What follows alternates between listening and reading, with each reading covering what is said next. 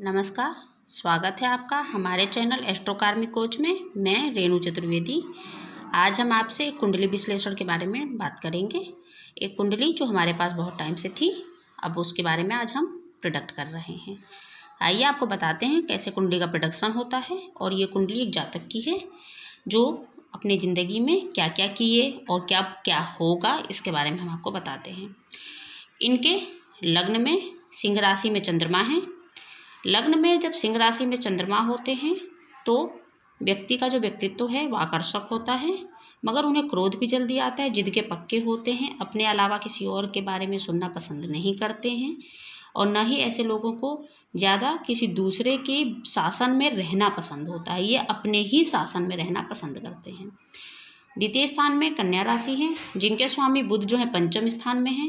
ये एक अच्छा धन योग बन रहा है, सूर्य के साथ है। सूर्य के साथ होने वाले ग्रह जन सामान्यतः अस्त होते हैं। धनु राशि में है, पंचम भाव में सूर्य बुध एक आदित्य योग भी बना रहे हैं, तो ये एक अच्छा योग है। आदित्य बुध आदित्य योग के बारे में हमने आपको पहले भी बताया था, पिछले वीडियो में इस बारे में डिटेल में हम आपको बता चुके हैं। शुक्र और राहु तुला राशि में तृतीय भाव में है। शुक्र और राहु तुला राशि में अच्छा फल देते हैं, क्योंकि शुक्र अपनी ही राशि में है और राहु जब तृतीय भाव में होते हैं तो बहुत अच्छा परिणाम देते हैं। तो राहु और शुक्र तृतीय भाव में हो तो ये व्यक्ति डेयरिंग होते हैं, पराक्रमी होते हैं और किसी भी डिसीजन को लेने में हिचकिचाते नहीं हैं, रिस्क लेने में बिल्कुल नहीं डरते हैं। और ऐसे लोग अपने दमखम में किसी भी स्तर पे जाके सफलता हासिल कर लेते हैं। राहु और शुक्र का साथ में होना लक्ष्मी के लिए भी एक अच्छा योग है। ये एक अच्छा धन योग भी बनाता है, क्योंकि शुक्र राहु के साथ होके शुक्र को बढ़ावा मिलता है। राहु का स्वभाव है वो जिस ग्रह के साथ होते हैं उसका बढ़ावा देते, उसको बढ़ाते हैं। अब आ जाते हैं चतुर्थ भाव में। चतुर्थ भाव में वृश्चिक राशि है, जिनके स्वामी मंगल जो हैं वो दसम भाव में है। चतुर्थेश जो है वो दसम भाव में है। चतुर्थेश का दसम भाव में होना कुछ चीज़ों में सही है तो कुछ चीज़ों में बेकार भी है। जमीन जायदाद के लिए बहुत अच्छी कुंडली है। धन संपत्ति अगर ये अपने नाम से खरीदते हैं, अचल संपत्ति खरीदते हैं, जमीन जायदाद प्लॉट फ्लैट कुछ भी खरीदते हैं, घर, तो इनके लिए बहुत फलेगा, इन्हें बहुत लाभ होगा, लेकिन वो आसानी से प्राप्त भी हो जाएगा। लेकिन चतुर्थेश का यहाँ दसम भाव में होना थोड़ा पिता से मनमुटाव भी देता है, माँ के करीब पहुँचाता है।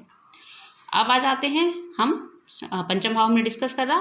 पंचम भाव में सूर्य बुध हैं, पंचमेश गुरु हैं, जो अपनी ही राशि में अष्टम भाव में। चंद्रमा से अष्टम में गुरु का होना एक योग आपको याद होगा, सकट योग, जिसके बारे में मैंने जिक्र किया था। चंद्रमा से अष्टम षष्ठ या अष्टम में अगर गुरु होते हैं तो सकट योग का सृजन होता है। लेकिन यहाँ पे सकट योग इसलिए भंग होगा क्योंकि चंद्रमा जो है वो बलवान है, सिंह राशि में, उसके स्वामी सूर्य बुध पंचम स्थान में है, तो कुछ कारणों से ये योग जो है भंग भी होगा। चंद्रमा केंद्र में है, ये भी एक कारण है, तो उसकी इन कारणों से ये भंग हो रहा है। उसके बावजूद इनकी आयु, चूँकि चंद्रमा से अष्टम भाव में गुरु हैं, ये आयु की दृष्टि से अच्छा है, आयु अच्छी होगी। पंचमेश का अष्टम में होना ये अच्छा नहीं है, ये संतान को अल्प संतति यानी कम संतानें होंगी, और चाहे वो अच्छी हो चाहे वो परिस्थिति जन्य हो, मगर संतानों की संख्या कम होगी।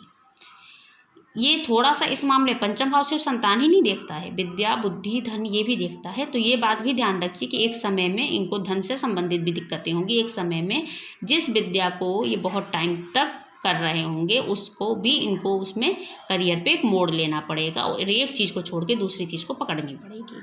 यानी ये चीज़ें इसको भी डिनोट करती हैं, सिर्फ संतान को ही नहीं बताती हैं। षष्ठम भाव में मकर राशि है, कोई ग्रह नहीं है, जिनके स्वामी शनि जो है वो व्यय भाव में। षष्ठेश का व्यय भाव में होना एक विपरीत राजयोग भी देता है। विपरीत राजयोग जब फलित होता है तो बहुत कुछ दे के जाता है, लेकिन जब तक फलित नहीं होता है तब तक संघर्ष भी देता है।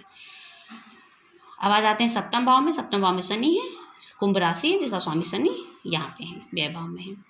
तो वैवाहिक जीवन जो है उसके लिए नवमांस का भी विश्लेषण करेंगे। यहाँ पे वैवाहिक जीवन में कोई खास दिन वो नहीं दिख रहा है, ऐसा लग रहा है कि कोई खास नहीं चलेगा, सम रहेगा। अब आ जाते हैं हम नवम भाव में। नवम भाव में केतु है, जो विलंब से भाग्योदय कराएगा। ये भाग्योदय विलंब से होगा, मगर इसका स्वामी दसम में, नवमेश का दसम में होना एक बहुत अच्छा योग होता है। तो नवमेश का दसम में होने का अच्छा धन योग भी ये बता रहा है कि जातक जो है विलंब से ही सही लेकिन बहुत सारा धन कमाएगा और बहुत अच्छा जीवन जिएंगे, यानी उनकी लाइफ बहुत अच्छी होगी। उसके बाद यहाँ पे मिथुन राशि है, जिनके स्वामी बुध पंचम भाव में है। लाभेश का पंचम भाव में होना भी एक अच्छा धन योग है।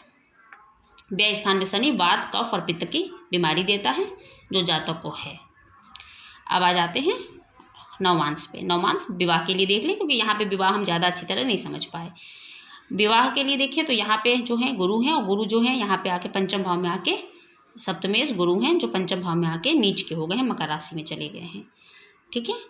उसके अलावा शनि जो हैं लग्न में शनि हैं कन्या राशि में, जिनके स्वामी बुध द्वितीय स्थान में हैं। यानी कुल मिला के अगर आप नवमांस का विषय सूर्य और राहु यानी ग्रहण योग भी बना रहे हैं दसम भाव में, तो कुल मिला के नवमांस का अगर एनालिसिस करें तो आप ये पाएंगे चंद्रमा अपनी ही राशि में है, लाभ स्थान में। यानी कुल ये अगर नवमांस का अगर पूरा अध्ययन करें तो आप ये पाएंगे कि जीवन साथी के साथ इनका आधिपत्य रहेगा, स्वभाव दोनों का जो वैवाहिक जीवन है वो सम रहेगा, अच्छा रहेगा।